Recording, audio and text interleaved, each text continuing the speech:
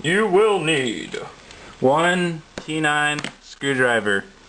Can be bought at Radio Shack, $5. One roll of electrical tape, also bought at Radio Shack, $2.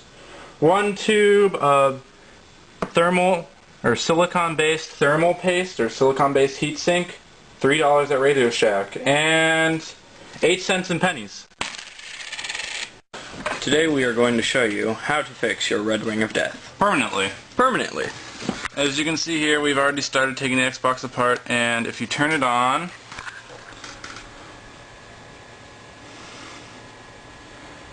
and wait, There the Red it Ring is. of Death. This is not an Elite Xbox, this is actually an Xbox I have custom painted myself. Bad Religion, his favorite band. And those just represent where those went, and Sorry about the dogs. bring it over here. At this point, basically any YouTube video will show you that. From here on out, you're good. Basically, you have to take out every screw first off, but first off, you probably just want to get out the big screws, which are silver in my case. Sometimes they're gold, I don't know why. Sometimes all the screws are silver. But there's 6 of these big ones right here. 2 on each side and 2 down the middle. These hold the Xbox case onto this metal box thing. And we will take these off. Okay, so we've taken out the screws on the bottom. Now you gotta kind of carefully move your button here so it's not holding on there, and kind of gotta pull it out a bit and then pull this up. And then this should come off with this shitty metal sheet. Your thing won't look like this. Mine just has spray paint on it from when I painted the disc tray. This should pull right up, and if your button gets stuck down here, just like I said, pull that thing out. Then you're gonna have to disconnect 2 sets of cords on the disc tray. One's white, one's black. Right. Set that aside. Next, you're gonna carefully lift the fan thing up. It has a little clippy here. You just gotta kind of fiddle around with it and get that out. And like I said, set that aside. Next, you're going to want to remove the fan, which is fairly easy. You just kind of like push up on this hard metal thing and kind of just pull it out till it pops out.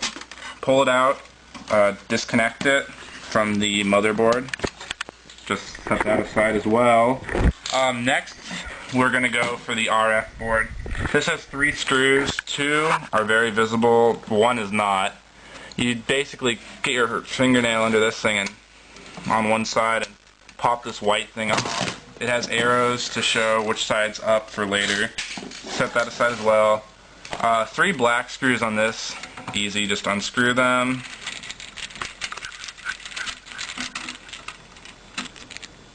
And you set those aside. Don't lose any of these screws because, especially the black ones, the Xbox won't work unless all the black screws are in. It senses them, especially on the X clamps.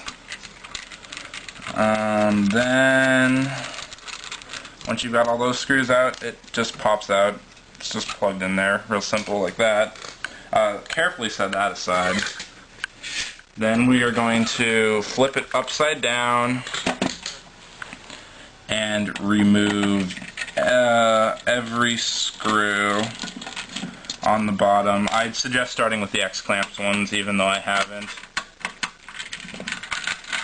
These are small and easy.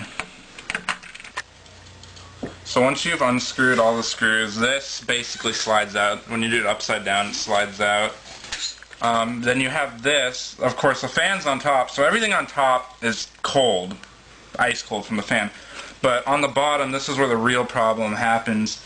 They have these 4 chips. Why they put them on the bottom, I don't know. Some genius in Microsoft invented this whole system.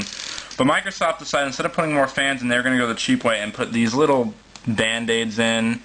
They're called heat pads or thermal pads. Basically, they're supposed to suck the heat out of these 4 chips. And this is actually your fatal system hardware failure thing. You can just keep these if you want, throw them aside. Then this is where we have our wonderful electrical tape and 8 pennies. Microsoft could have fixed their problem for 8 cents, but instead they went with these thick, nasty band-aids. So we got our pennies, And we got our electrical tape. Now, I took the personal pleasure of pre-wrapping my stacks of pennies to speed up the video.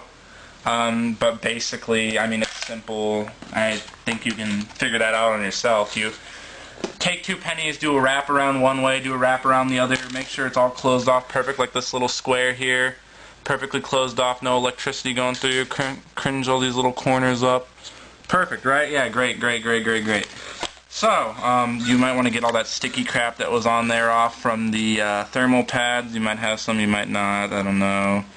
But now that those are very clean, beautiful looking chips, whatever they do. Beautiful. That's when you need this.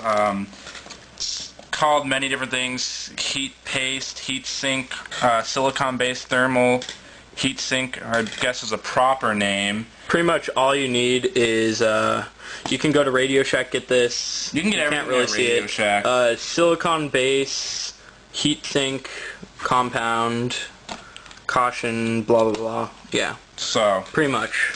You just don't get it in your mouth or in your eyes. I mean, wash it off when you're done using it, but you want, like, little to no. Just a tiny, minuscule, that's probably too much. You just barely want none of this. This is just to keep the pennies on there and transfer the heat. Because like I said, these pennies are here to conduct heat, to keep this thing cool. You just want to move it out with your fingers, try not to get it on the motherboard.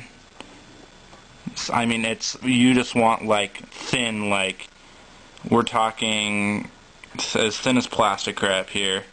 Just enough to get them to stick. Now, this will never dry, so you don't have to worry about that. Like, wipe it on a paper towel. I mean, don't be like me wiping it on the bottom of your couch. But ew. Anyway, so we're going to take our pennies and we're going to just stick them in the middle of there and just pop them on. Press down. Lightly, don't break the motherboard. Get them to stick on there. And they might not stick, you might need a little bit more, but usually you don't need much to get these babies to stick. And so, uh-oh, this thing's tilting around here.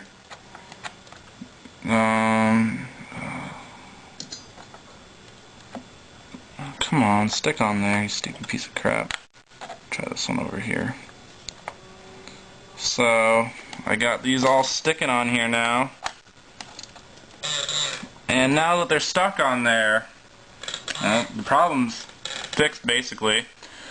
You want to close your Xbox back up, so you're going to take your metal case and make sure you get it lined up right. It won't screw back together wrong, but I mean, you got to put the motherboard back in there.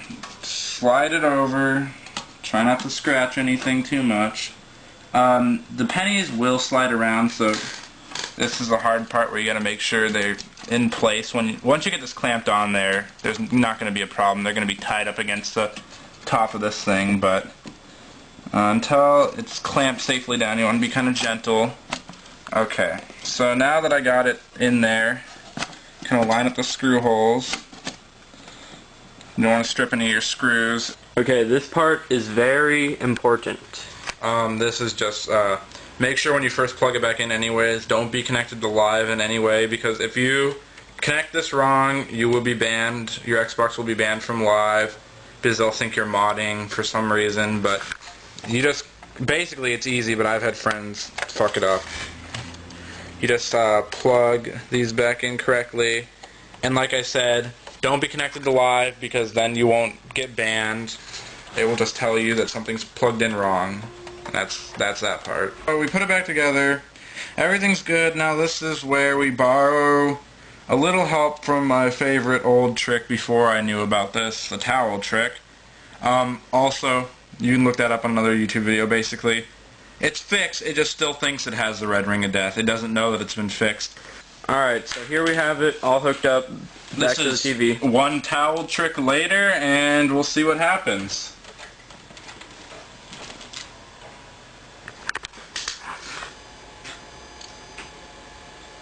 As you can see, it's working perfectly again. And it works perfectly fine. I've done this on a few Xboxes.